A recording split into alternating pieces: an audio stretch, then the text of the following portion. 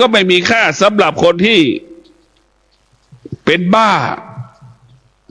เช่นเดียวกับคนที่มีปัญญาในสงบรู้เท่านั้นรู้ทุกอย่างก็ละทุกอย่างรู้ทุกอย่างก็อยู่เหนือทุกอย่างรู้ทุกอย่างแล้วก็ไม่รู้สิ่งที่เรารู้เพราะฉะนั้นผู้มีปัญญาจึงว่าเป็นผู้รู้ความจริงของธรรมชาติขออนุญาตการท่านผู้รู้ที่ทุกท่านนะครับโดยเฉพาะหัวหน้าส่วนราชการที่เป็นผู้แทนหรือที่สุด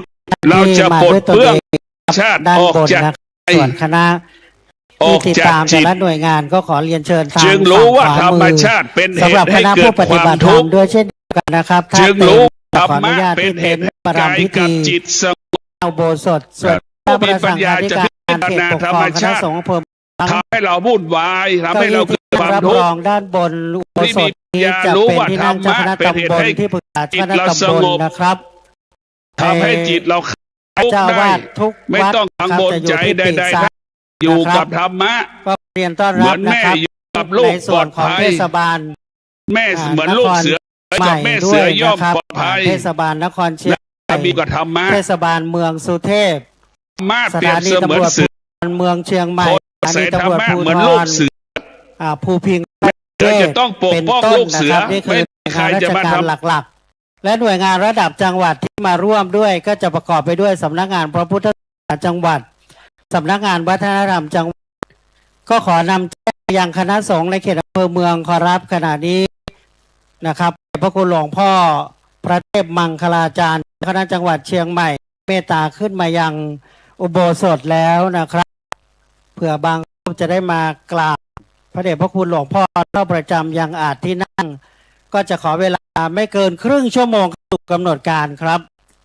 โดยเฉพาะการรัฐพิธีต่างๆนะครับก็จะเป็นกำหนดการนั้นสำคัญที่สุดนะครับตามห่วงระยะเวลาและโดยเฉพาะยิ่งการบำเพ็ญกุศลอุทิศถวายพระกุศลแด่สมเด็จพระเจ้าลูกเธอเจ้าฟ้าพัชรกิติยาภานเรศธิราเทพยวดีกรมหลวงราชสารินีสิริพัฒน์มหาวัชรราชธิดาเนื่องในวาระครบ50 วันปัญญาสัมมวานในวันนี้ครับถือว่าเป็นวาระสำคัญยิ่งของคณะข้าราชการหน่วยงานประชาชนประสบกนิกรทุกหมู่เหล่าจะได้แสดงออกซึ่งความรักภักดีน้อมอุทิศถวายเป็นพระกุศลแด่พระองค์ท่านก่อนกันนั้นอีกส่วนหนึ่งครับพระองค์ดำรงพระราชอิสริยยศฐานันดรศักดิ์ในสมเด็จพระเจ้าลูกเธอขององค์พระบาทสมเด็จพระเจ้าอยู่หัวทรงเป็นดังแก้วตาดวงใจนะถ้าภาษาเราทั่วไปเพราะฉะนั้นการจัดประกอบพิธีนี้จึงถือเป็นส่วนหนึ่งว่าเราประสบกนิกรชาวจังหวัดเชียงใหม่โดยเฉพาะของอำเภอเมืองเชียงใหม่ร่วมกับนั้นจะได้ถวายกำลังราชฤทัยแด่พระบาทสมเด็จพระเจ้าอยู่หัวซึ่งตามที่เราได้รับชมข่าวราชสำนักสารคดีหรือพระราชกรณียกิจต่างๆนั้นได้ระบุว่าพระองค์ท่านทรงสูญเสียผู้ทรงเป็นที่รักยิ่งทั้งพระบรมราชมารดาและพระราชธิดาในคราเวลาใกล้เคียงกันซึ่งเป็นความสูญเสียอย่างยิ่งใหญ่เพราะฉะนั้นเราประสบกนิกรชาวไทยทุกหมู่เหล่าการประกอบพิธีนี้นอกจากจะเป็นการบำเพ็ญกุศลถวายแด่พระองค์ท่านแล้วและก็จะเป็นการถวายกำลังพระราชหฤทัยแด่องค์พระประมุขของประเทศเราด้วยนะครับจึงนำเรียนถึงสำคัญของการร่วมพิธีและท่านที่เป็นภาพร่วมกับคณะสงฆ์อำเภอเมืองเชียงใหม่ครับ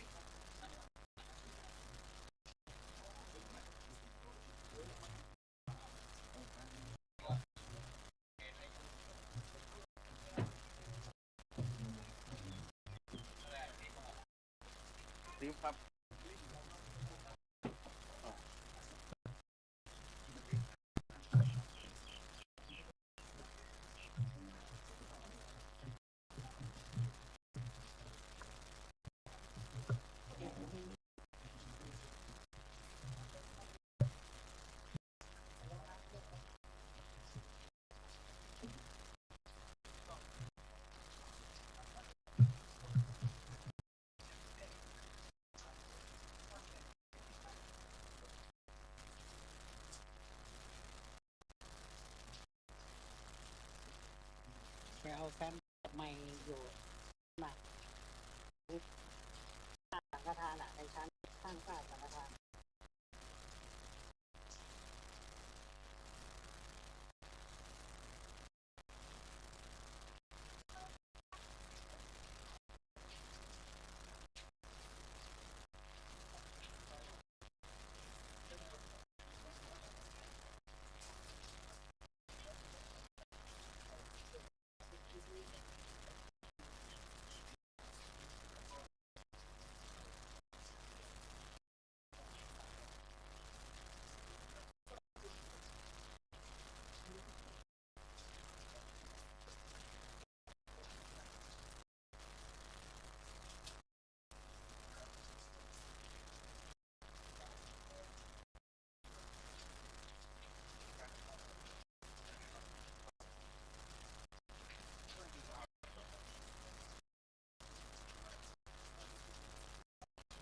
น้ำก่อนเนอะ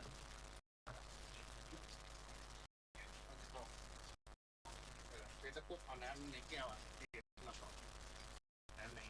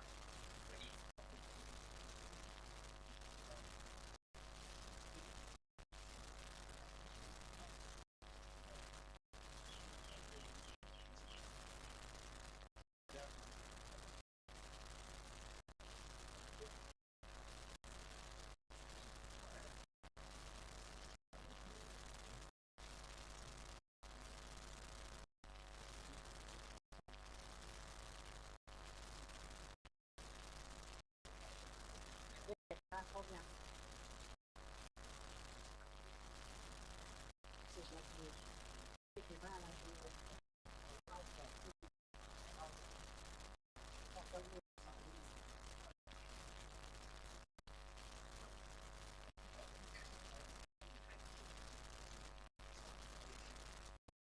ได้แบบมันต้องลากมี2 เดือน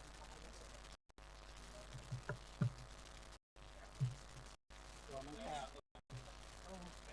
มีที่วางเนาะแตกมานี่ยุ่งเลย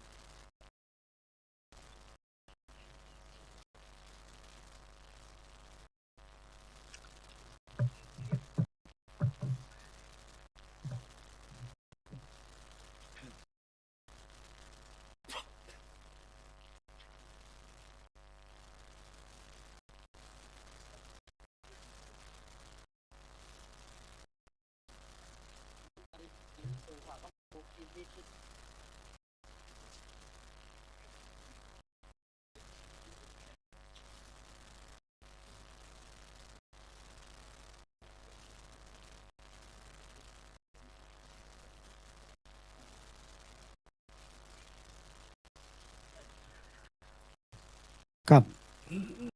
กล่าวขออนุญาตคณะสงฆ์ขอรับช่วงนี้นะครับ จะได้กราบพระราชทานนิมนต์สงฆ์และเรียนเชิญท่านผู้มีเกียรติทุกท่านนะครับซึ่งตอนนี้เป็นเวลาบ่ายโมง10 นาทีในช่วงเวลาบ่ายโมง20นะครับ จะได้ขยับลำดับเก้าอี้ที่นั่งนะครับ ไม่เกินบ่าย3 โมงครึ่งจะได้เริ่มประกอบพิธี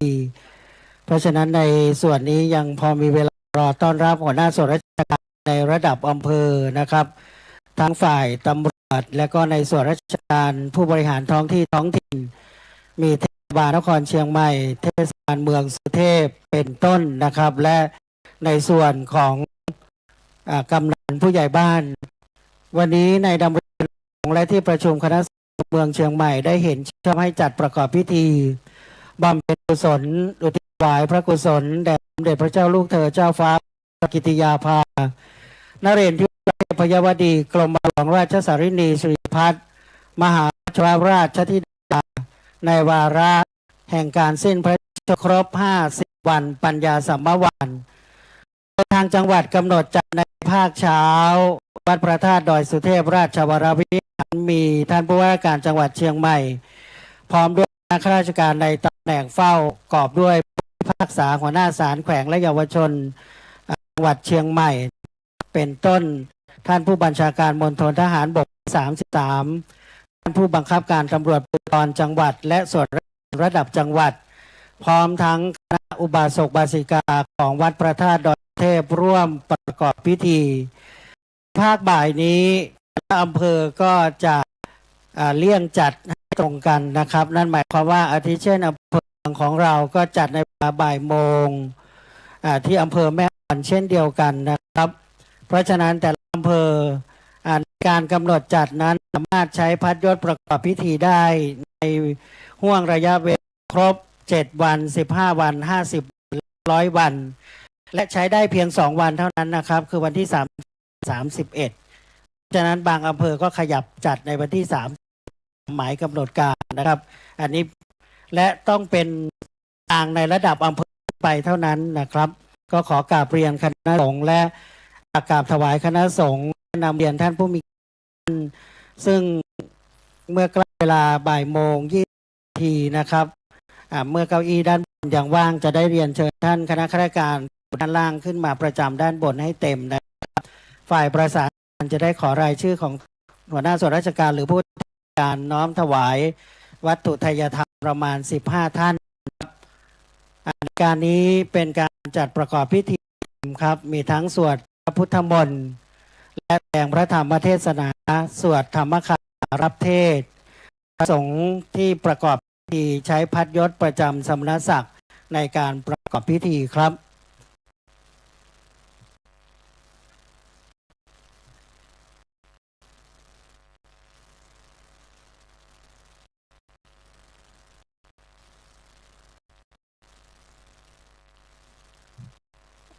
และเพื่อความงดงามเรียบร้อย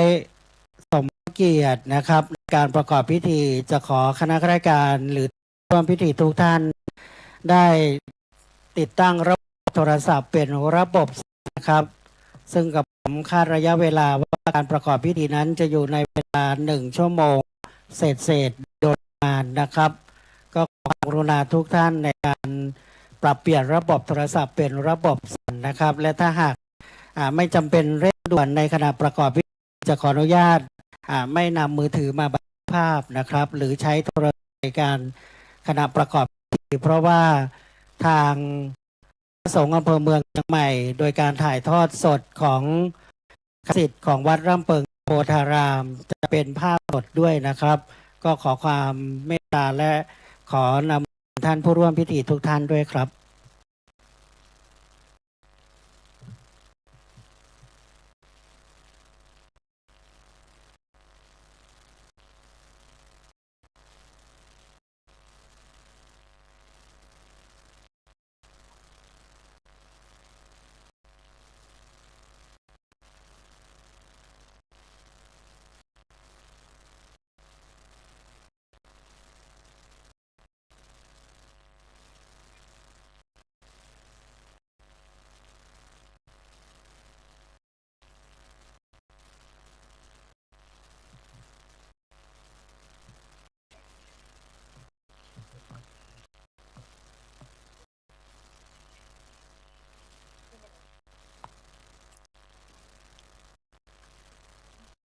ครับในการประกอบพิธีในวันนี้นะครับได้รับเมตตารับอารัธนาจากพระสงฆ์ทรงสำนักศักดิ์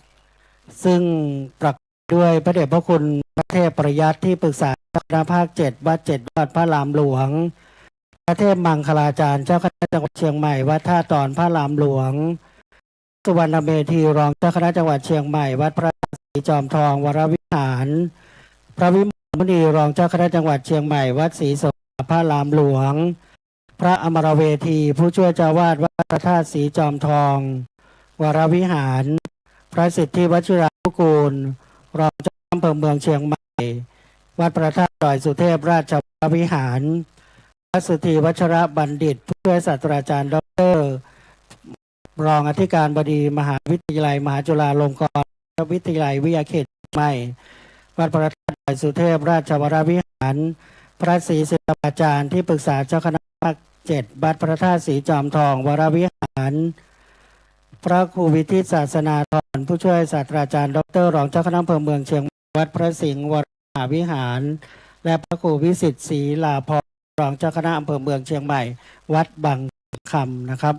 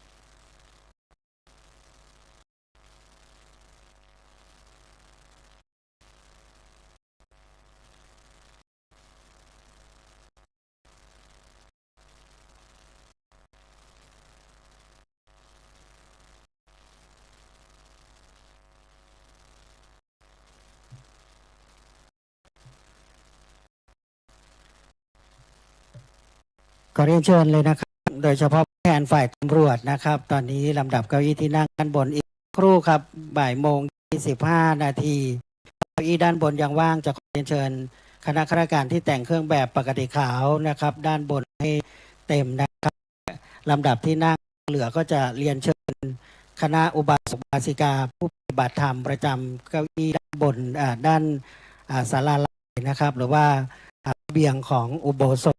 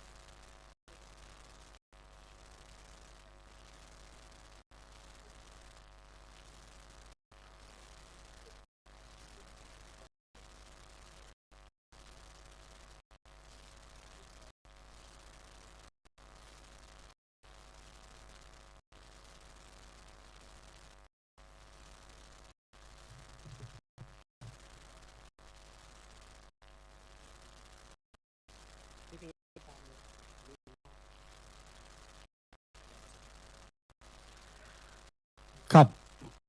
นำเรียนหัวหน้าส่วนราชการคณะข้าราชการร่วมพิธีทุกท่านครับขณะนี้นะครับเป็นเวลา 13:25 นาทีขอเชิญคณะข้าราชการด้านล่างขึ้นด้านบนเลย ครับผมตามลำดับเลยครับด้านจะเหลือที่นั่งอยู่ประมาณสัก15หรือที่นั่งครับ แล้วฝ่ายประสานงานจะได้ขอรายชื่อทุกท่านนะครับในการผู้แทนของคณะข้าราชการประสบการณิกรชาวอำเภอเมืองเชียงใหม่ ได้น้อมถวายวัตถุไทยธรรมนะครับ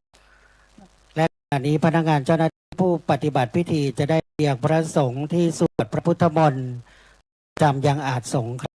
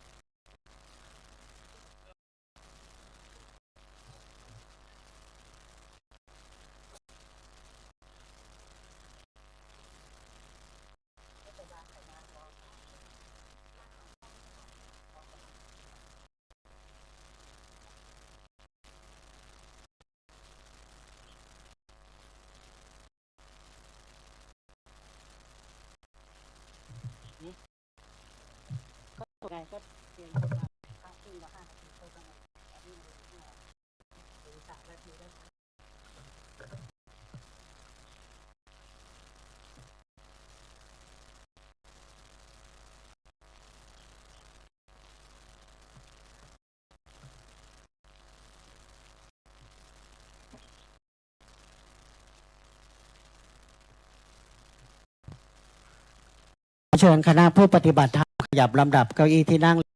ด้านล่างที่อยู่ที่เต็นท์ด้านหน้าอุโบสถขอเรียนเชิญขึ้นด้านบนครับคณะผู้ปฏิบัติธรรมเรียนเชิญครับ แจ้งประสานไปยังผู้ประสานงานของวัดด้วยครับ ขอบพระคุณ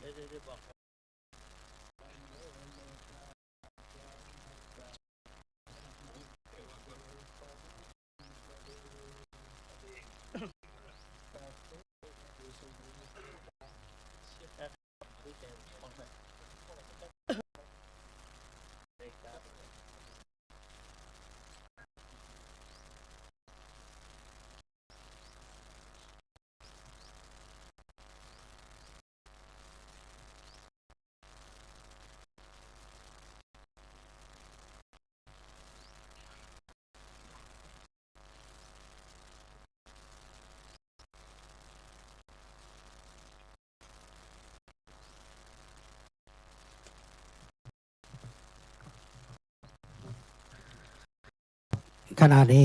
ท่านประธานในพิธีนายอำเภอเมืองเชียงใหม่นายวรุษวิสิทธิ์ได้เดินทางขึ้นมาอย่างอุโบสถประกอบกันนั้นพนักงานเจ้าหน้าที่ได้พระสงฆ์รามพระสงฆ์ทรงศักดิ์ที่ประกอบพิธีพระพุทธมนต์ในพิธีบำเพ็ญกุศลวาระครบ50 วันปัญญาสัมภวานแห่งการสิ้นพระชนม์ถวายเป็นพระกุศลแด่สมเด็จพระเจ้าลูกเธอเจ้าฟ้าพัชรกิติยาภานเรนทิราเทพยวดีกรมหลวงราชสารินีสิริพัฒน์มหาวัชรราชธิดาประกอบด้วยประธานสงฆ์พระเดชพระคุณพระปริยัติที่ปรึกษาเจ้าภาค7 วัด 7 ยอดพระรามหลวงพระเทพมงคลาจารย์เจ้าคณะจังหวัดเชียงใหม่วัดท่าตอนพระรามหลวงพระสุวรรณเมธีรองเจ้าคณะจังหวัดเชียงใหม่วัดศรีจอมทองวรวิหารพระมนมุนีรองเจ้าคณะจังหวัดเชียงใหม่วัดศรีโสดาพระหลวงพระอมรเวทีพระเจ้าวาดวัดพระธาตุจอมทองวรวิหารที่วชิรานุกูลอำเภอเมืองเชียงใหม่วัดพระธาตุดอยสุเทพราชวรวิหารพระสุธีวัชรบัณฑิตผู้ช่วยเจ้าวาดพระธาตุดอยสุเทพราชวรวิหารพระศรีศิลาจารย์ที่ปรึกษาเจ้าคณะภาค7วัดพระธาตุศรีจอมทองวรวิหารพระครูสิทธิศรีลาภรณ์รองเจ้าคณะอำเภอเมืองเชียงใหม่วัดบางสิงห์คำพระครูวิทยศาสดาธรรองเจ้าคณะอำเภอเมืองเชียงใหม่วัดพระสิงห์วรมหาวิหาร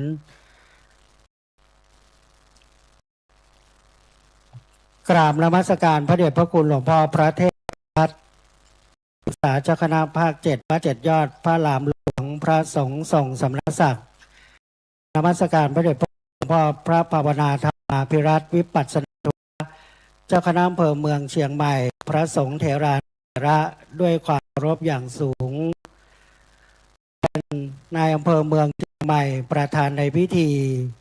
ในการประกอบพิธีบำเพ็ญกุศลในวาระ50 วันปัญญาสัมภวานแห่งการสิ้นพระชนม์ถวายเป็นพระกุศลแด่สมเด็จพระเจ้าลูกเธอเจ้าฟ้าพัชรกิติยาภานเรนทิราเทพยวดีกรมหลวงราชสารินีสิริพัฒน์มหาวัชรราชธิดาในคณะสงฆ์อำเภอร่วมกับคณะข้าราชการของอำเภอเมืองเชียงใหม่และหน่วยงานของท้องถิ่นในอำเภอเมืองใหม่บัดนี้ขอประธานอนุญาตเข้าสู่กรรมการขอเรียนเชิญในพิธีและท่านร่วมพิธีทุกท่านโปรดยืนขึ้นครับถวายความเคารพพระรูปสมเด็จพระเจ้าลูกเธอเจ้าฟ้าพัชรกิติยานเรนทิราเทพยวดีกรมหลวงราชสารินีสิริพัฒน์มหาวัชรราชธิดาทั้งหมดเรียนเป็นประธานในพิธีเทียนบูชาพระไตรและจุดเครื่องทองน้อยเบื้องหน้าพระรูปสมเด็จเจ้าฟ้ากรมหลวง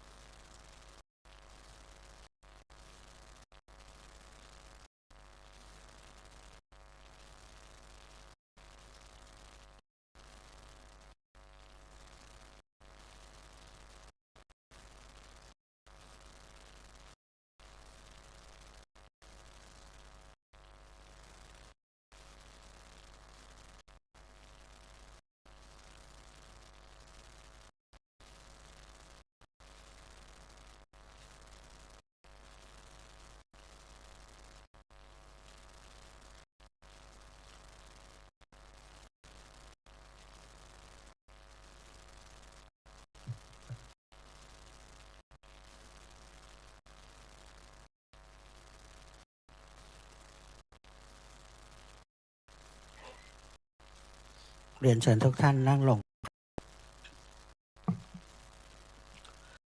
วิปัสสติภาหายสัพพสัมปติ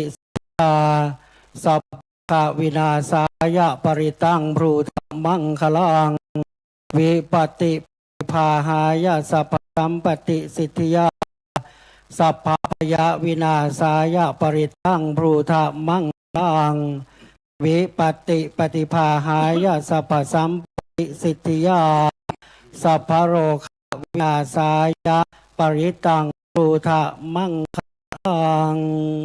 นะโมตัสสะภะคะวะโตอะอะระหะโตสัมมาสัมพุทธั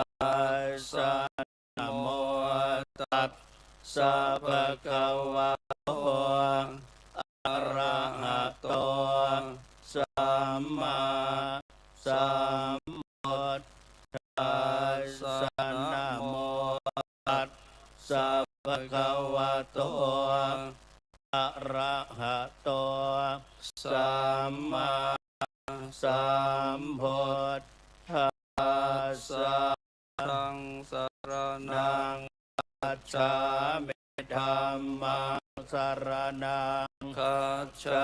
มิสังฆังสรณังคัจฉามิทุติยมปิพุทธัง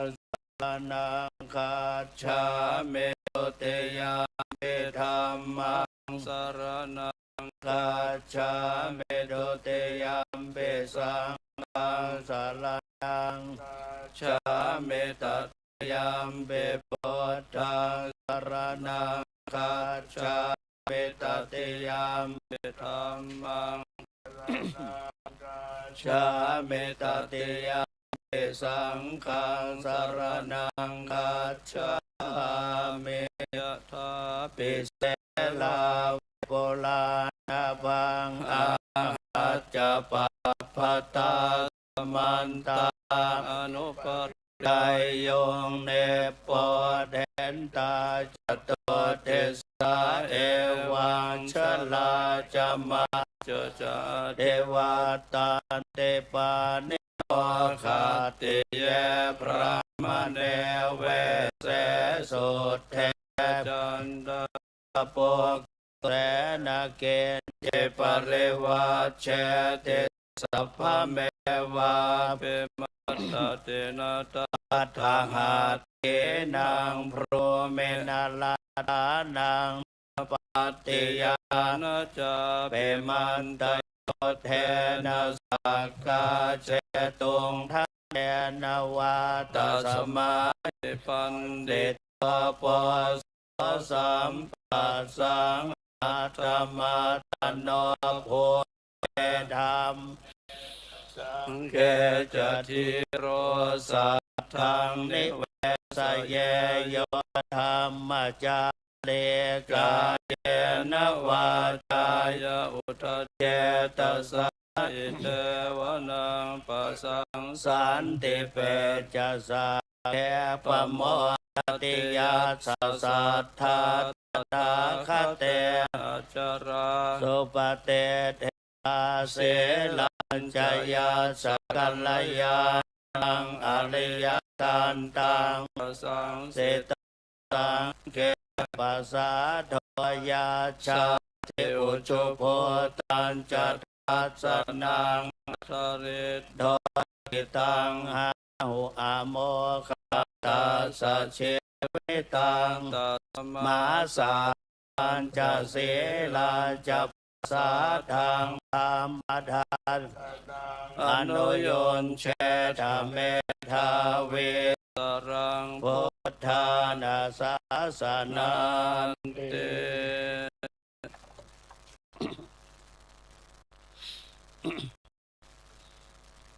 ยังเว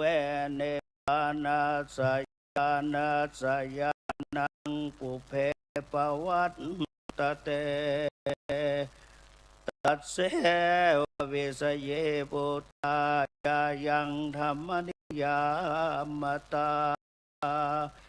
อนิจจตาทุกขตาจะสัพเพสัญจะอนัตตตาตัสสะปะกาสกังสุตังยังสัมพุทเทนะภา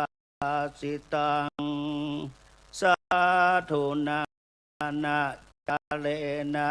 ยะธาพุทธะเทสิตังโยนิโสปฏิปตยังต ตังสุตันตังพนามาเส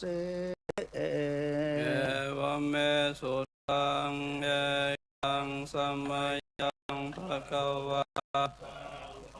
เตยังวิหารติเจ ตะวันเออนาถเป็นเดกาตะอาลาเม ตัต ขอภะคะวาเพโตอามันเตเสเพขวเทปทานเตเพขอภะคะวะโตปัสสะโสสงภะคะวาเอตทะโวจา อุปปาทา ทาวาเพกเวตถาคตานังอุปาทาวาตถาคตานัง ติตาว าสาธาตุธรรมะเดตตาธรรมนิยามตาเป สังฆา ลาเนจจาเตตถาคตอภิสัมโพชติอภิสัมเมติอภิสัมโพ จิตวา อภิสัมเมตวาอาเจกติเทสเสติปัญญาเปติปัสเตเตเววัลเตเวปัจจโตตาเนกะโลเตสาเปสังขาราอนิจจา จิตอุปปา ทาวาภิกขเวตถาคตานังอนุปาทาวา ตถา คตานัง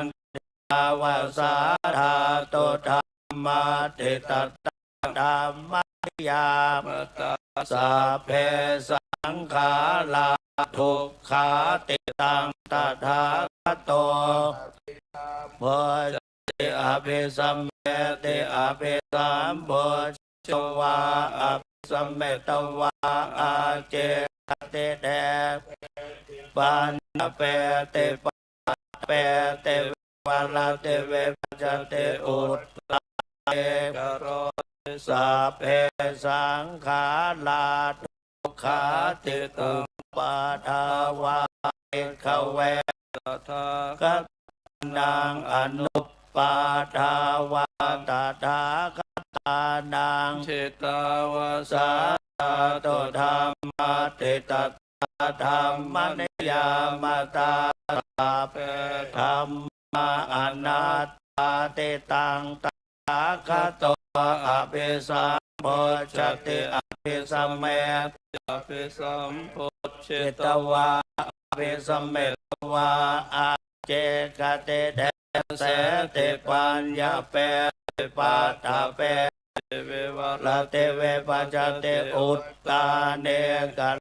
เตสัพเพธรรมาอนัตตาติธรรมวะ จะภะคะวะ อาตมนาเตภิกขุภะคะวะโตภาสิตังอภินันโท เออติตังนันทวะกัมมายานา ปฏิกังเขอนาคตังยะตติตัมปะเฮนันตังอาปตังจะอาปัจจุบันจโยธัมมาตาตาตาตาวิปัสสติอสัง อิรัง โกตังเวทามโนโปหายเยเช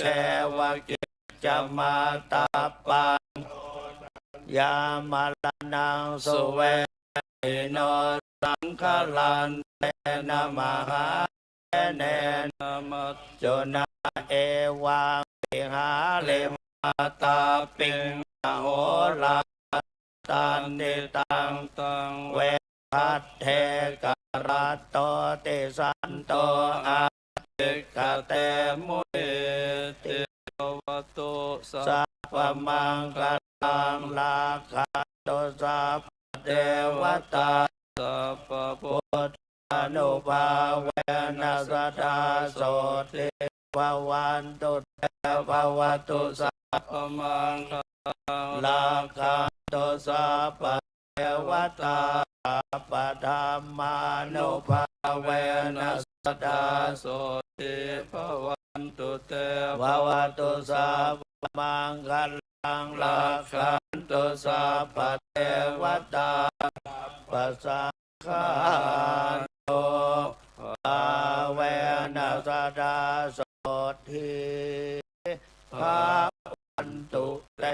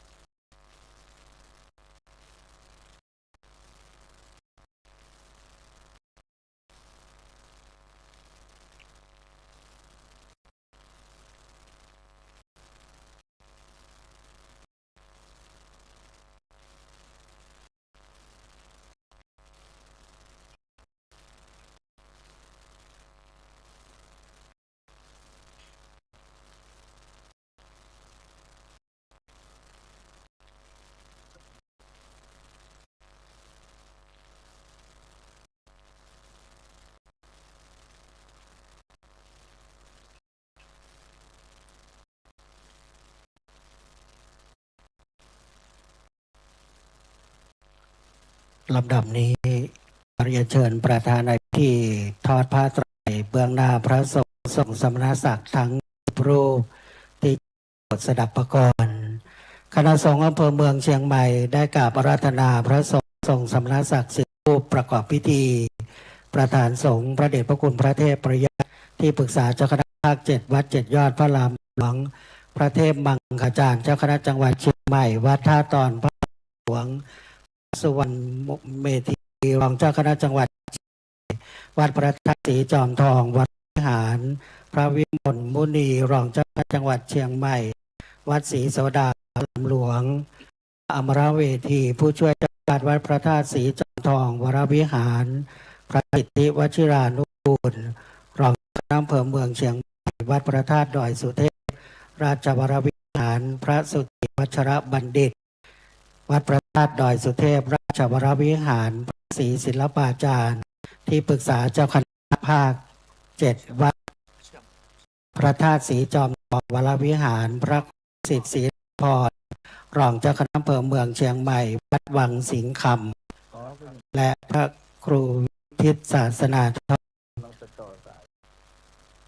รองเจ้าคณะอำเภอเมืองเชียงใหม่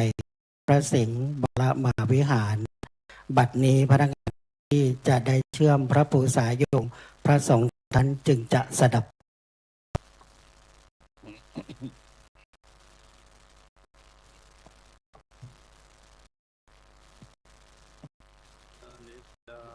วัดสังฆาลาอุปาทวายธรรมเมโนอุปาจิตวานิรุชชันติเตสังโวปัสสโมสุโข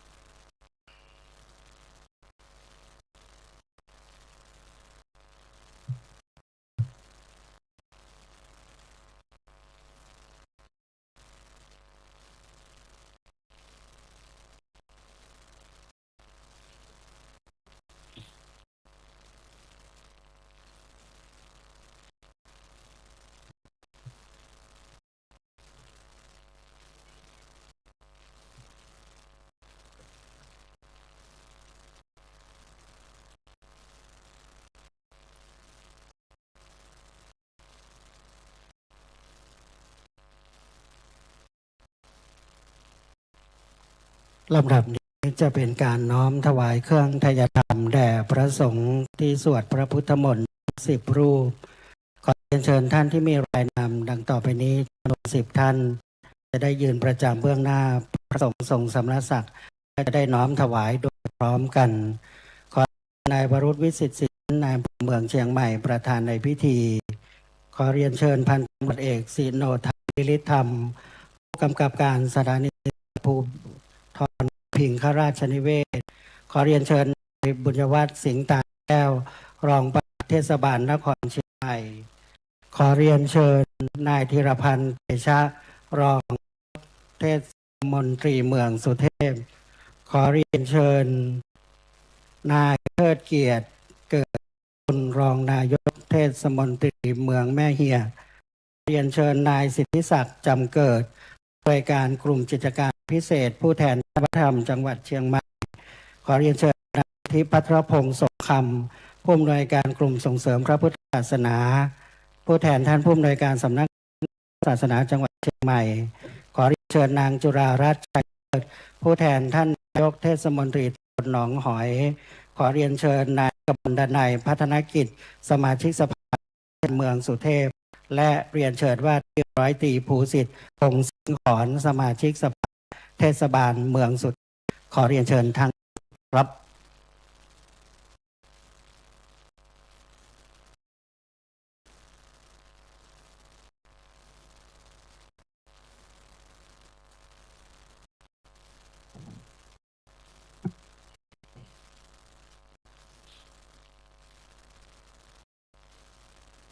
ครับเมื่อพร้อมแล้วเรียนเชิญทุกท่านได้น้อมถวายครับ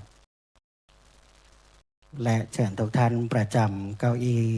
ของดังเดิมขอบคุณครับ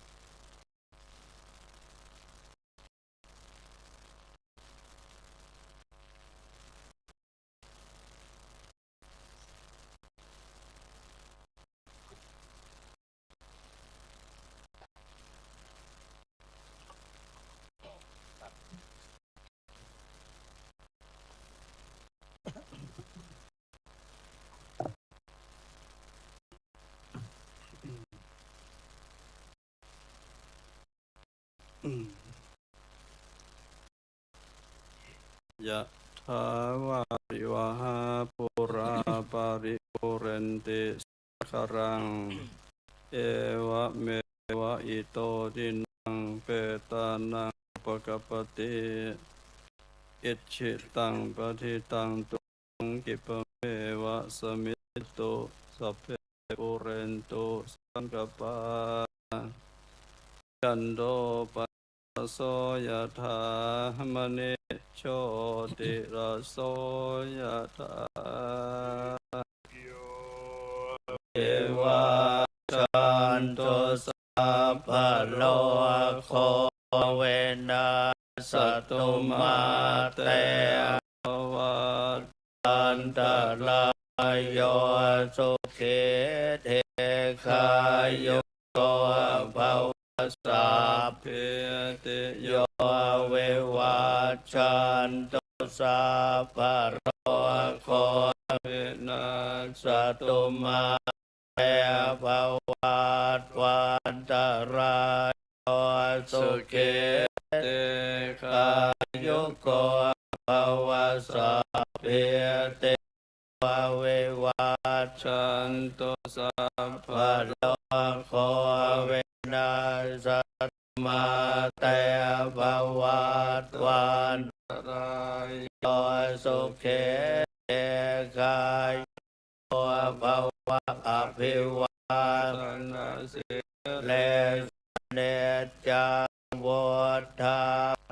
จายโนจัตตารวาทานเตอายุวันโนสุขังภาลังดาสิเมอากาเสเมยาเตเมตาสกาจะเมเปนาดาเกนาดาชาโอเปกตมโนสรังนาโลนังวาโสโกวายาปัญญา ลิเท วนา นาตังเปตานามาธาเอวังเตตันเตยาอายันจะขอทาเกนาเทนาสังฆเมสุปเต ติตา เอกราตังเหตายาสานาโสอุปกาปเต โสกา เตตัมโมจะยังเนตสิโตเปตานาปุชาก ตา อุปาราภลังจะเบกขนามโนเทนัง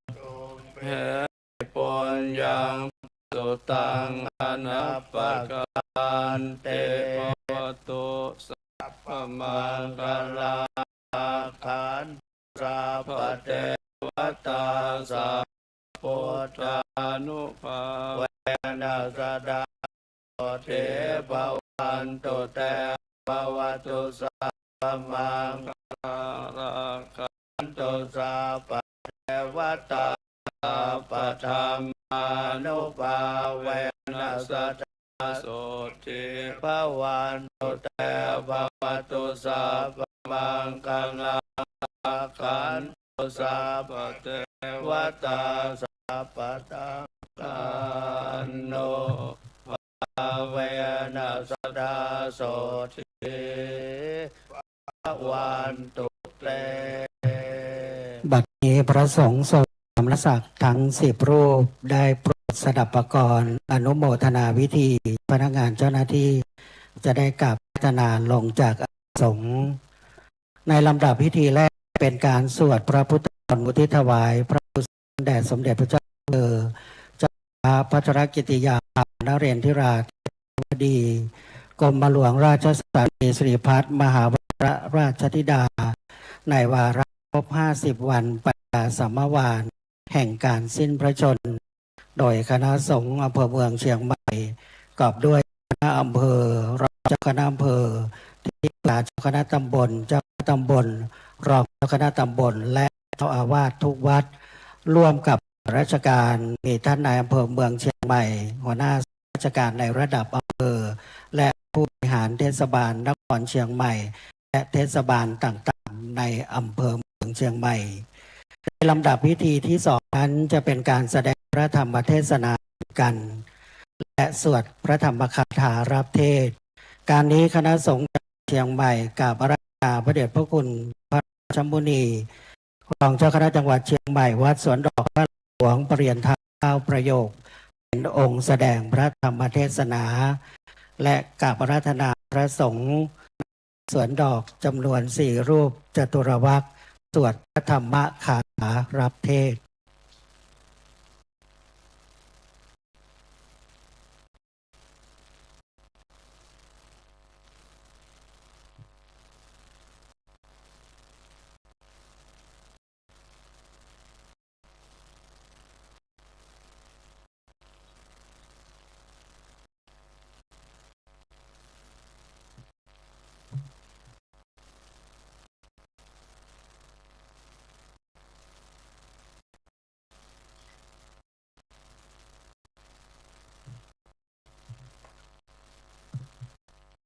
ช่วงนี้ขออนุญาตสำหรับพนักงานเจ้าหน้าที่ปฏิบัติพิธีเปลี่ยนสถานที่เล็กน้อยนะครับ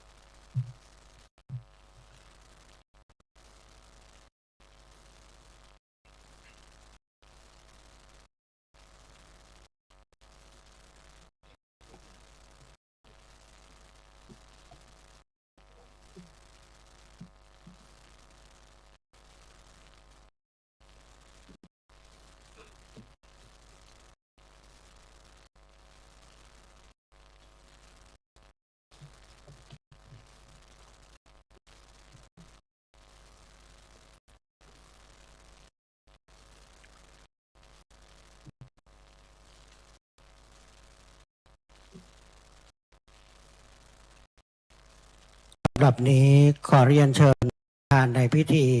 จุดเครื่องทองน้อยชุดบนสำหรับพระศพทรงธรรมเรียนเชิญทุกท่านโปรดยืน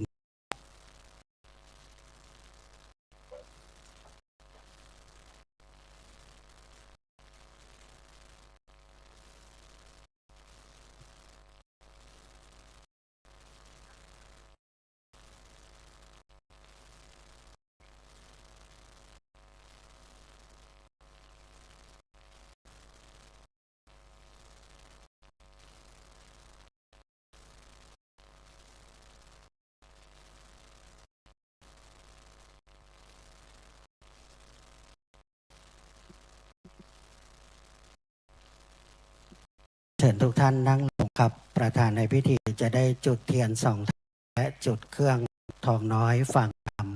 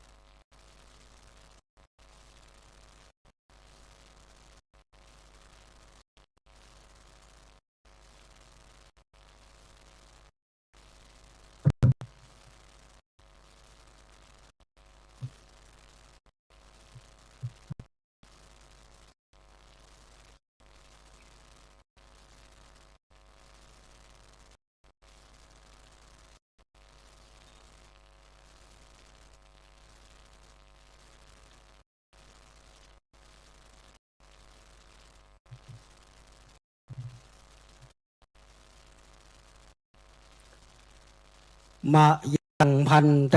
วิสุงวิสุงรานาทายาติสรณเนนะสหปัญจศีลานิยาจามะทุติยัมปิมะยังพันเตวิสุงวิสุงราคณาทายาสรณเนนะสหปัญจศีลานิยาจามะตติยัมปิมะยังพันเตวิสุงวิสุงราคณาทายาติสรณเนนะสหปัญจศีลานิยาจามะ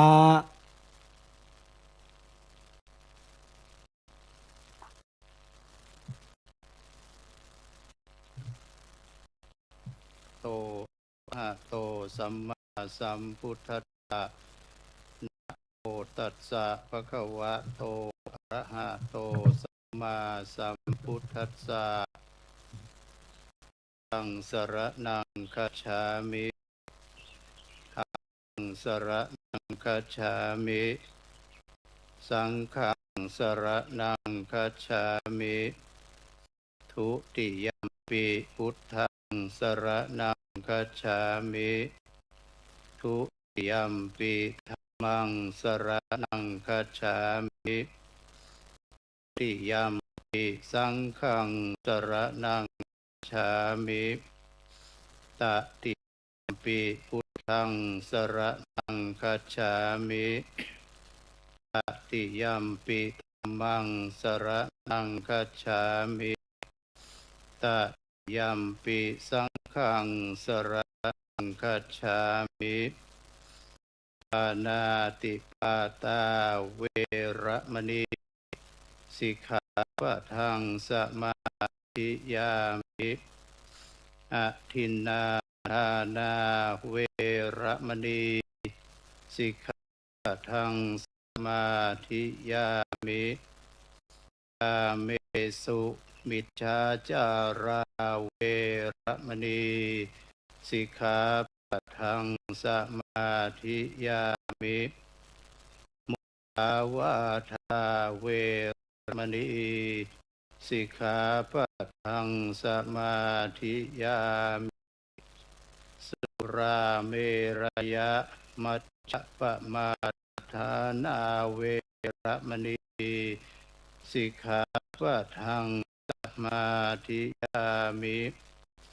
อิ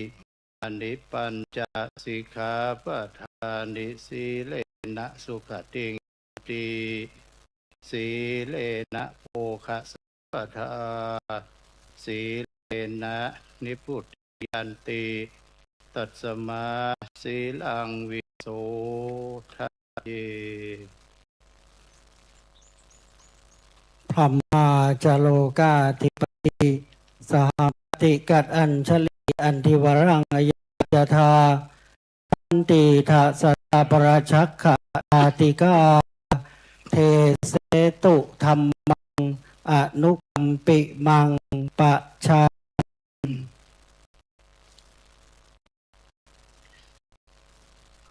ถวายพระพรเจริญพระราชสิริสวัสดิพัฒนมงคลพระชนมสุขประการ จงมีแด่สมเด็จบรมบพิตรพระราชสมภารองค์ สมเด็จพระประเมนทรธรรมิกมหาราชาราชเจ้าผู้ทรงพระคุณอันประเสริฐนี้จักรพระราชทานถวายวิสัชนาพระธรรมเทศนาฉลองพระเดชพระคุณประดับพระปัญญาบารมีถ้ารับพระราชทานถวายวิสัชนาไปมิได้ต้องตามโวหาระอัฏฐาธิบาย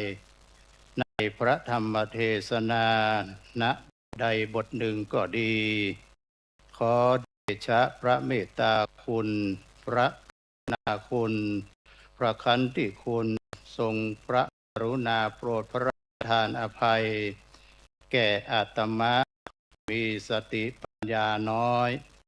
ขอถวายพระพรนะโมตัสสะภะคะวะโตอะระหะโตสัมมาสัมพุทธัสสะนะโมตัสสะภะคะวะโตอะระหะโตสัมมาสัมพุทธัสสะนะโมตัสสะภะคะวะโตอะระหะโตสัมมาสัมพุทธัสสะอะโมคังทิวสังกติราอัปเปนะพหุเกนะวายังวิชหเตรัตติงตะทูนังตัสสะชีวิตันติบัดนี้พระราชทานถวายวิสัชนาพระธรรมเทศนาในอโมคะทิวสกถาของพระเดชพระคุณประดับปัญญาบารมีอนุแก่พระราชกุลทักขินานุทานกิจอันสมเด็จพระบพิตรพระราชสมภารเจ้าผู้ทรงพระคุณอันประเสริฐทรงพระกรุณาโปรดเกล้าให้หน่วยงานของรัฐและประสบนิกรชาวไทยทั่วราชอาณาจักรพร้อมใจกันบำเพ็ญกุศลปัญญาสัมมวาเพื่ออุทิศถวายแด่สมเด็จพระเจ้าลูกเธอเจ้าฟ้าพัชรกิติยาภานเรนทรเทพยวดีกรมหลวงราชสารินีสิริพัฒน์มหาวัชราชธิดาผู้ทรงเป็นที่รักเทิดทูนยิ่งของปวงชนชาวไทยลำดับต่อไปนี้จักรับพระราชทานถวายวิสัชนาอธิบายขยายความในธรรมภาที่ขึ้นเป็นอุเทศว่าอโมคังทิวสังกยิราต้นแปลความว่าบุคคลพึงทำวันคืนมิให้สูญเปล่าไม่มากก็น้อยคือให้เกิดสาระประโยชน์แก่ชีวิตบ้างวันคืนล่วงไปใดชีวิตก็ล่วงไปเท่านั้นนี้ธรรมภาษิตนี้มีสาระครบถ้วนทั้งข้อปฏิบัติเหตุผลอันเป็นเครื่องเตือนใจใน ท่านสอนว่าควรทำวันคืนให้มีค่าไม่ปล่อยเวลาให้ล่วงไปโดยเปล่าประโยชน์ไม่มากก็น้อยขอให้แต่ละวันทำสิ่งที่เป็นประโยชน์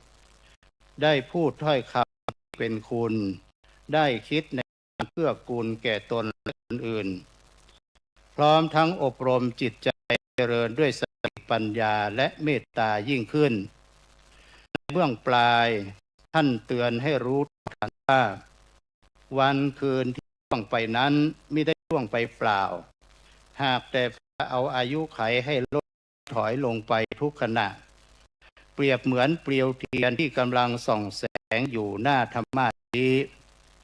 ยิ่งเปล่งแสงสว่างใดเนื้อเทียนก็ยิ่งละลายหายไปมากเท่านั้นสมดังคำประพันธ์ที่ว่าเปลวเทียนละลายแท่งเพื่อเปล่งแสงอันอำไพชีวิตละลายไปเหลือสิ่งใดไว้ทดแทนผู้มีปัญญาเมื่อพิจารณาเห็นเช่นนี้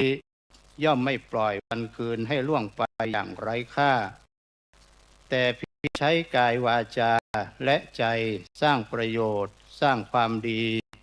และยกระดับชีวิตให้งอกงามยิ่งขึ้นอันที่จริงคนในโลกนี้มีอยู่สองประเภทคือประเภทที่หนึ่งไม่มีชีวิตยืนยาวแต่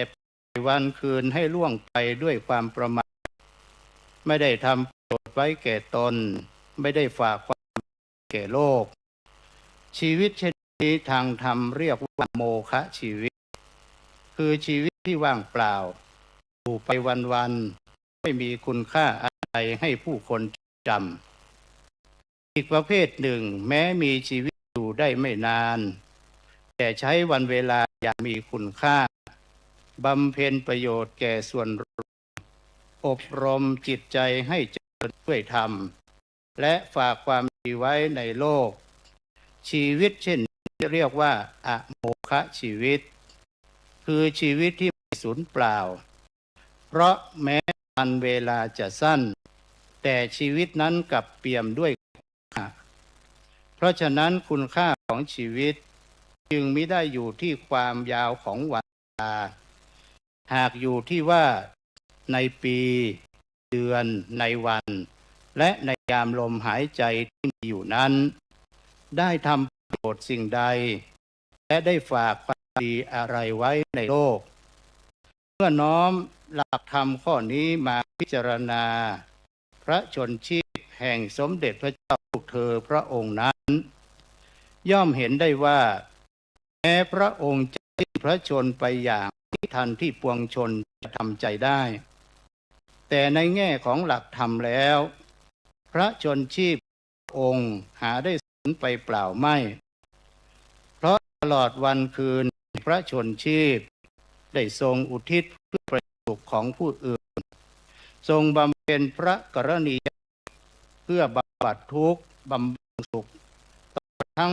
ทรงอบรมพระทัยด้วยพระศรัทธาพระสติปัญญาอยู่เสมอ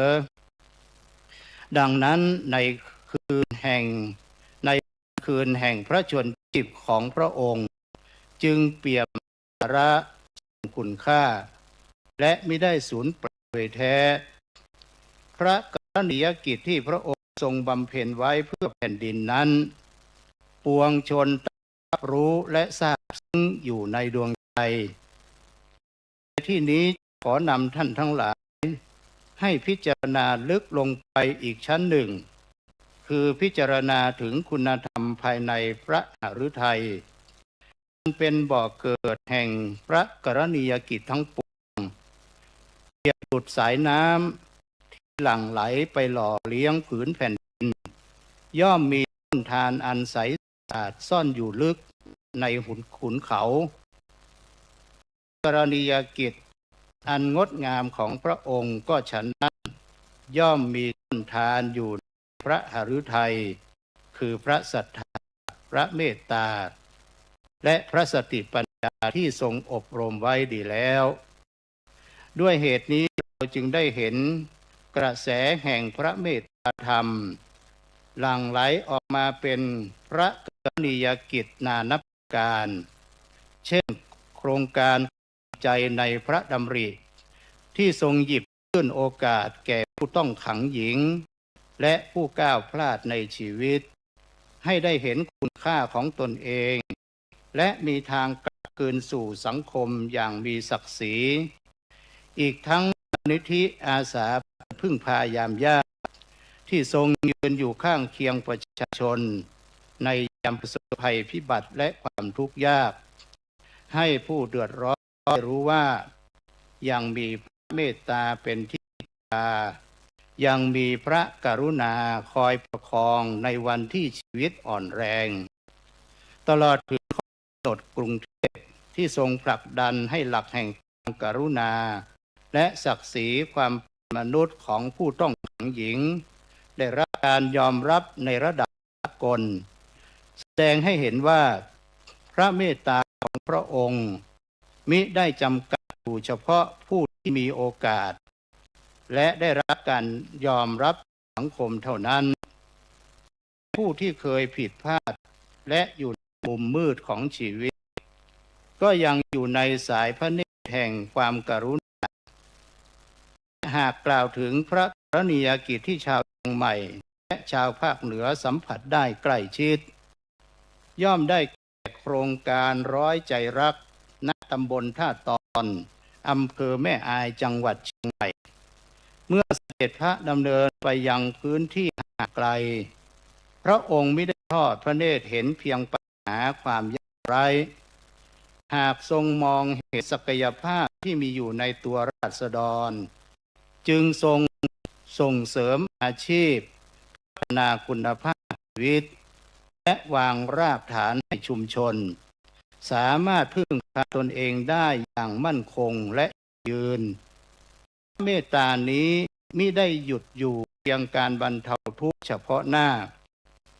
หากยังทรงมุ่งสร้างโอกาสให้ราษฎรยืนหยัดได้ด้วยกำลังของตนด้วยเหตุนี้วันเวลาแห่งพระชนชีพของพระองค์จึงไม่ได้ล่วงไปเพื่อเกษมสำราญส่วนพระองค์หากได้แปรเปลี่ยนเป็นความหวังเป็นโอกาสเป็นกำลังใจและเป็นความร่มของประชาชนในแห่งหนที่เมตตาแผ่ถึงก็ว่าสิ่งที่ลึกซึ้งและงดงามยิ่งกว่าพระกรณียกิจทั้งปวงที่ปวงชนได้เห็นก็คือคุณธรรมที่สถิตอยู่ในพระหฤทัยของพระองค์ได้แก่พระศรัทธาอันมั่นคงในพระพุทธศาสนาและใส่พระทัยในการเจริญสติภาวนา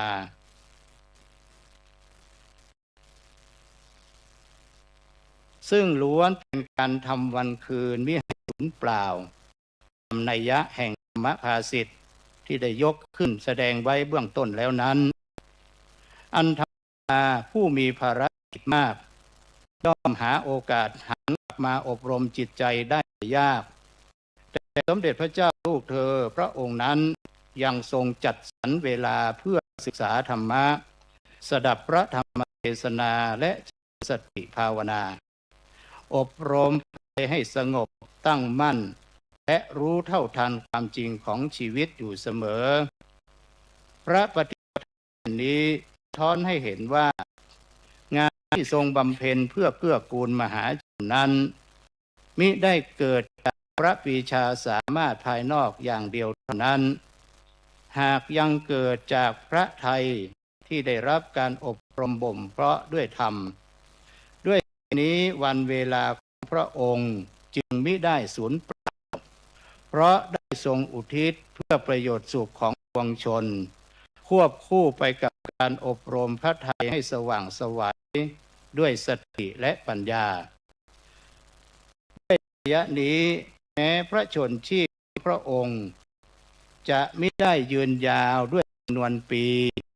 แต่กลับด้วยความดีและคุณค่าเพราะวันเวลาที่ล่วงไปได้แปลเป็นประโยชน์เป็นแบบและเป็นปฏิปทาอันงดงามให้ชนได้น้อมระลึกถึงและได้ดำเนินตามพระปฏิปทานี้มิได้ไกล เกินเอื้อมที่จะน้อมนำมาปฏิบัติ เพียงหมั่นตรวจสอบตัวเองในแต่ละวันว่า วันนี้ทางกายเราได้ช่วยเหลือกุลผู้ใดบ้าง ทางวาจาเราได้กล่าวถ้อยคำที่เป็นประโยชน์ปลอบโยนส่งเสริมกำลังใจให้แก่ผู้ใดบ้างทางใจเราได้เจริญกุศลมีสติมีเมตตาและลดความเศร้าหมองลงได้หากทำได้เช่นนี้แม้เพียงวันละน้อยค่อยๆสั่งสมไปวันเวลาก็จะไม่ผ่านไปเปล่าชีวิตจะค่อยๆเปี่ยมด้วยสาระและกลายเป็นชีวิตที่มีความหมายเมื่อชีวิตเหลืออยู่มีหมายด้วยการทำความดีเช่นนี้การระลึกถึงพระองค์ก็จะไม่เพียงความอาลัยในดวงใจแต่จะกลายเป็นการบูชาด้วยการกระทำอันเป็นการสนองพระเดชพระคุณอย่างแท้จริงวาระแห่งการระลึกถึงพระกรุณาธิคุณนี้การสนองพระเดชพระคุณอันประเสริฐสรุปได้เป็นกิจ2ประการแรกคือการที่คณะสงฆ์และประชาชนพร้อมใจกันเพ็ญทานรักษาศีลเจริญจิตตภาวนาและสดับพระธรรมเทศนาในวันนี้นับเป็นการทำวันคืนไม่ให้สูญเปล่าแล้วน้อมบุญกุศลอันเกิดจากกิจกรรมเหล่านี้อุทิศถวายแด่ดวงพระวิญญาณเพื่อทรงอนุโมทนาในพยสถานประการที่2คือการน้อมนำพระปฏิปทาของพระองค์มาปฏิบัติในชีวิตจริง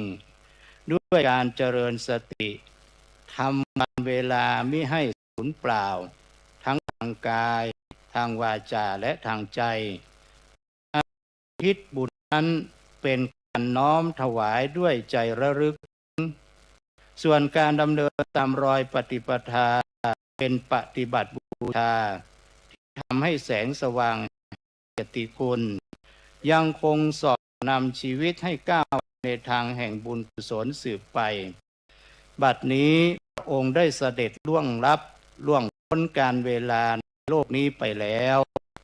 แต่พระปฏิปทาอันงดงามมิได้ล่วงลับไปด้วย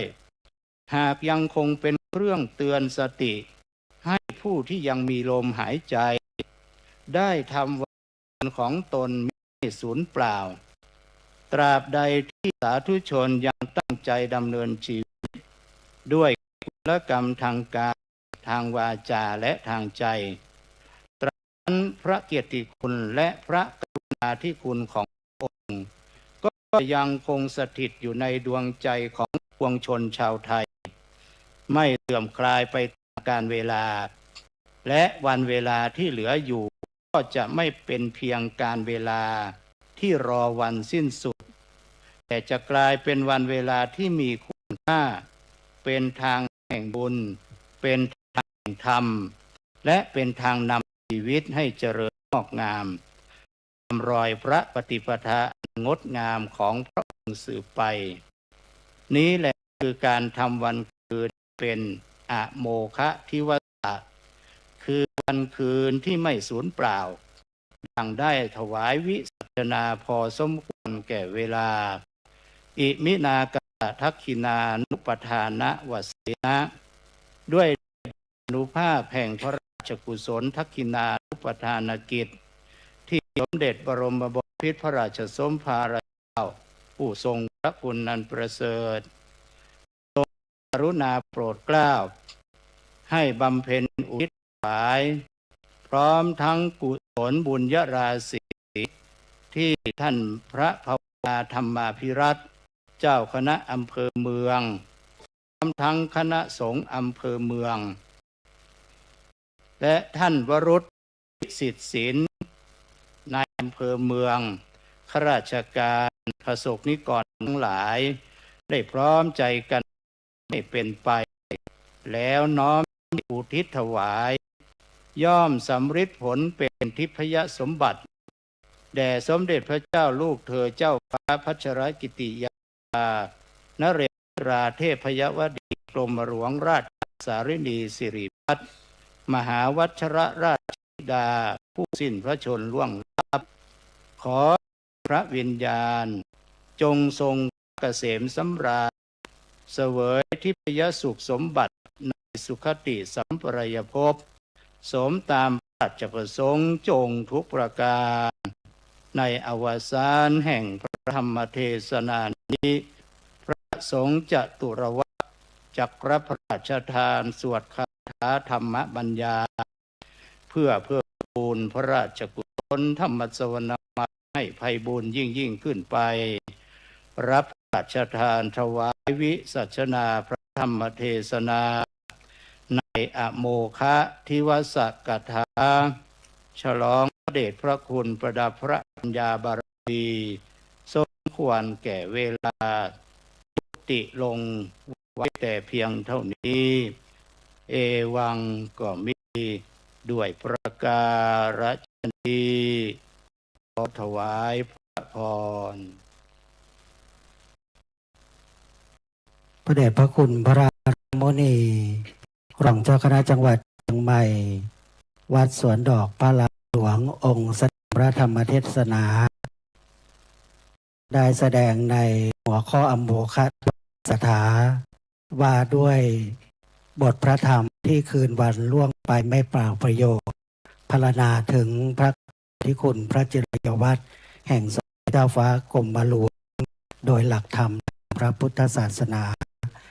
เมื่อคุณประจำยังอาสงพิธีแล้วจะได้เรียนเชิญท่านในพิธีจุดกบะจุดเทียนนักกบะมุกเบื้องหน้าพระสงฆ์จตุรวรรค10 รูปจากวัดสวนดอกโดยประธานสวดพระครูปรีชาประยัตยาธรผู้เจ้าวาดวัดสวนดอกพระรามหลวงขอเรียนเชิญประธานพิธีจุดธูปเทียนเครื่องกบะมุกครับ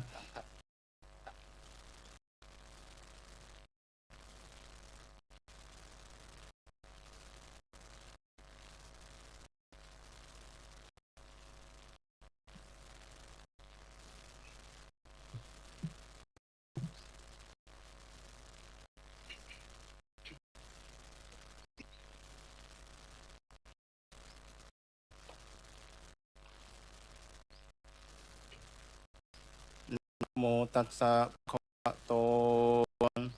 อะระหะโตสัมมาสัมพุทธัสสะนะโมตัสสะภะคะวะโตอะระหะโตสัมมาสัมพุทธัสสะนะโมตัสสะภะคะวะโตอะระหะโตสัมมาสัมพุทธัสสะสัพเพสังขาราอนิจจติยถาปัญญายปัสสติอัฏฐานิเพทติทุกเขเอสัมมาโควิสุทธิยาสัพเพสังขาราทุกขาติยถาปัญญายปัสสติอัฏฐานิเพทติทุกเขเอสัมมาโควิสุทธิยาสัพเพธัมมาอนัตตาติยถาปัญญายปัสสติอัฏฐานิอินทติทุกเขสัมมาโควิสุทธิยาอัปปกาเตมนุเสสุเยชนะปารคามิโนอัฏฐายังอิตราปชาติระเมวานุทาวติเยจะโคสัมมาทาคาเตธัมเมธัมมานุวัตติโนเตชนะปารเมสันติ จุทายังสุตุนตรากันหังธรรมังวิปหายสกังภาเวทปันดิโตโอกาอนุกรรมคามวิเวเกตทุรมังตัตราปิรติเมตายยหิตวากามเมอากินจโนปริโยทัปปยะอัตตานังปิตากะเลเสหิปันดิโตเยสังสัมโพธิยังเค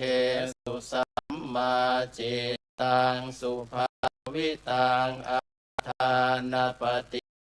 สักเคอนุปาทายะยิรตาขีนาสวาชุติมันโตเตโลเกปริเนพุตาติภวตุธัมมังคลังราคันตุสัพพเทวตาสัพพุทธานุภาเวนัสสทธาโสธีภวันตุเตภวตุสัพพมังคลังราคันตุสัพพเทวตาสัพพธัมมานุภาเวนัสสทธาโสธีภวันตุเตภวตุสัพพมังคลังราคันตุสัพพเทวตาสัพพสังฆานุภาเวนัสสทธาโสธีภวันตุเต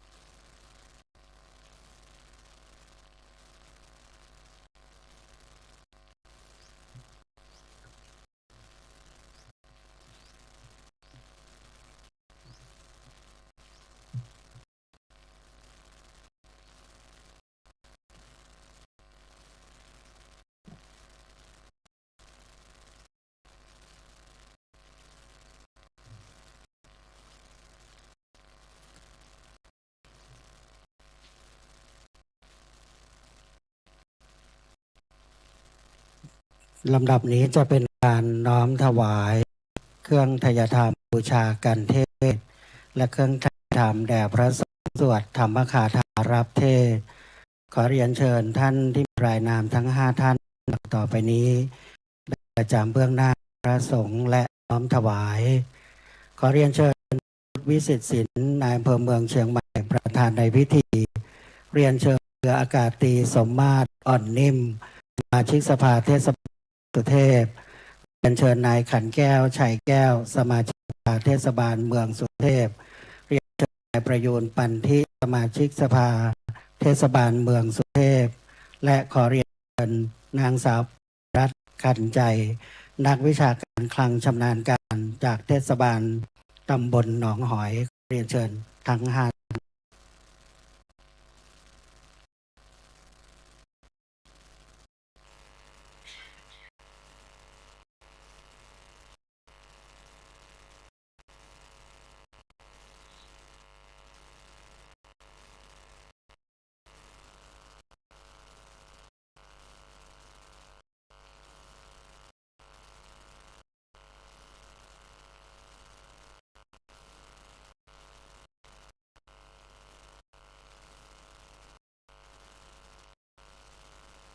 กับเมื่อท่านทั้ง5ได้ประจำเก้าอี้รับรองแล้วนะครับลำดับต่อไปพนักงานเจ้าหน้าที่จะได้เชิญวัตถุทายธรรมและจะได้ผ้าขาวรองโยงพระอุษาโยงตามลำดับครับ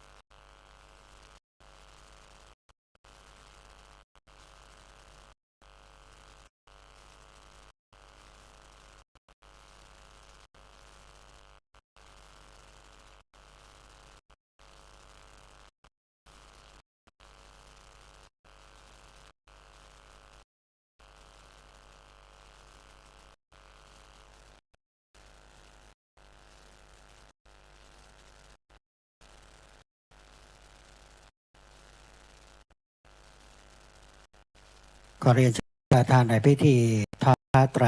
รเบื้องหน้าองค์แสดงพระธรรมเทศนาและพระสงฆ์จตุรวรรธสวดธรรมคาถารับเทศน์ขอเรียนเชิญครับ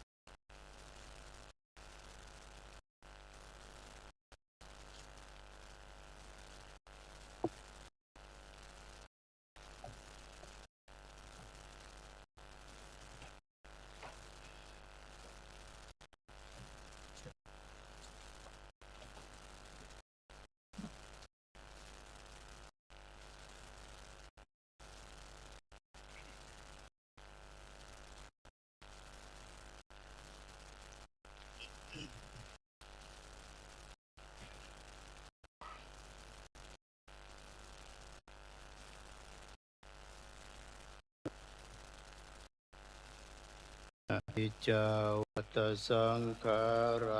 อุปาทวยธรรมิโนปัจจิตวานิรุตตันติอุปาโมสุโคยะถาวาริวหาปุราปริปุเรนติสากลังเอวะเมวะอิโตทินังเปตานังปกปติอิชิตังปฏิตังตุมหังคิปะเมวะสมิจจตุ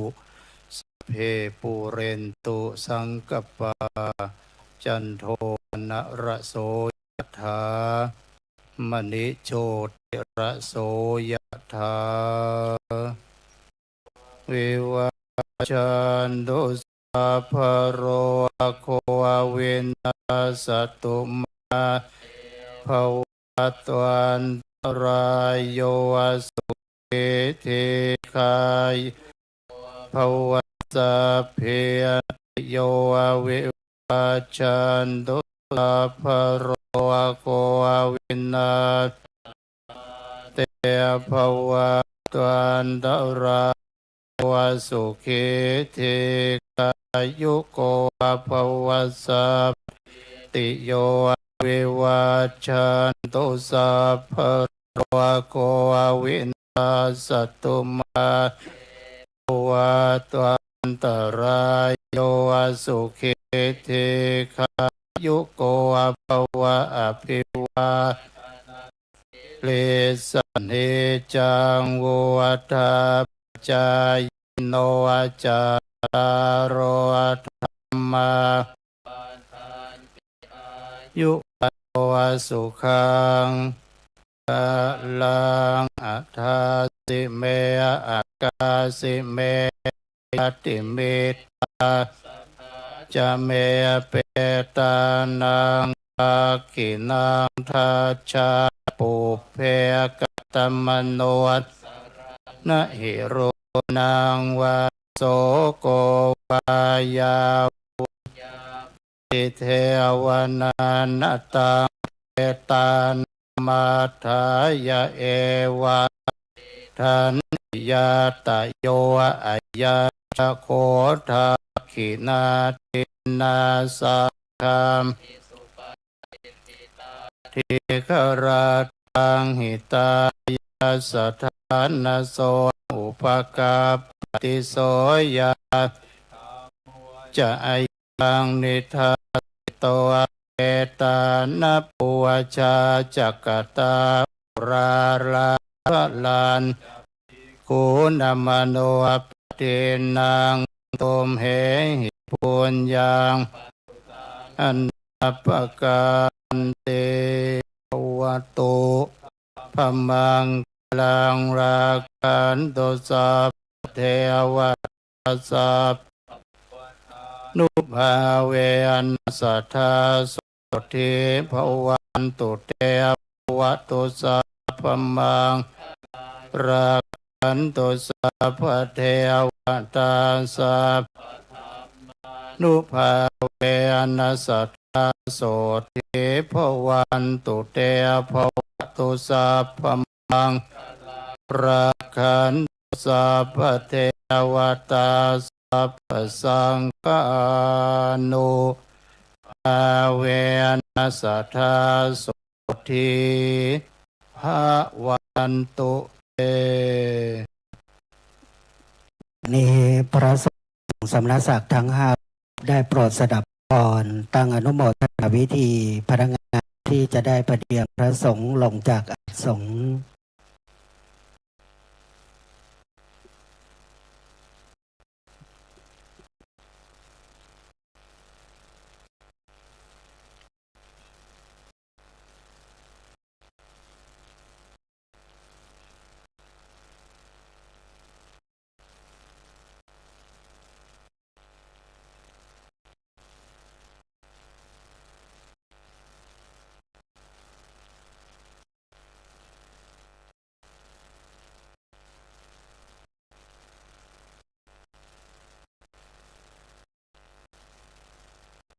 ในลำดับท้ายพิธีแห่งการประกอบพิธีบำเพ็ญกุศลถวายเป็นพระกุศล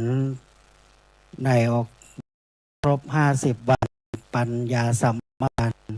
แห่งการสิ้นพระชนม์ขอเรียนเชิญท่านประธานในพิธีพระรัตนตรัยถวายความเคารพพระรูปสมเด็จพระลูกเธอเจ้าฟ้าพัชรกิติยาภา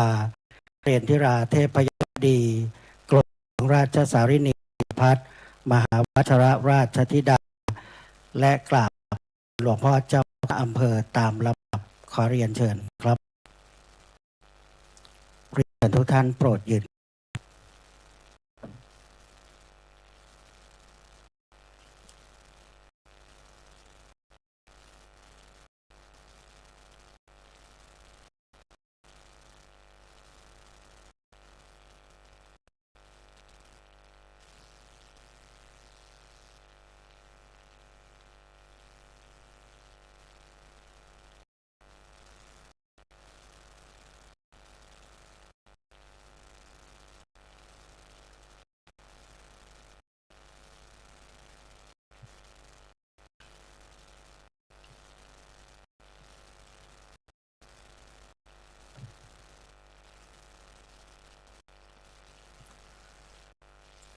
ถวาย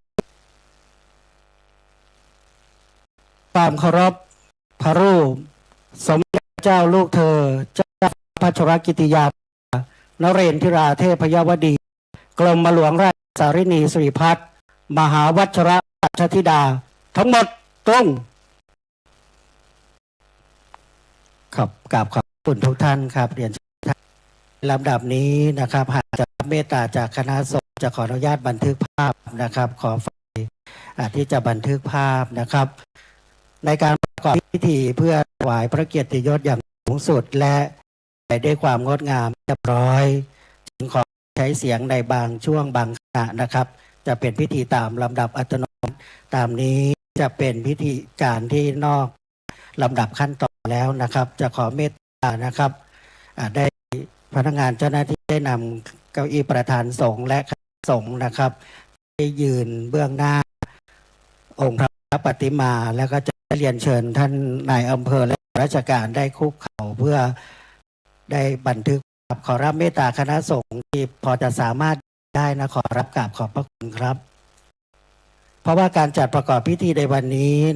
เป็นเมตตาจากที่ประชุมสามัญประจำเดือนของคณะสงฆ์อำเภอเมืองเชียงใหม่ได้ดำริ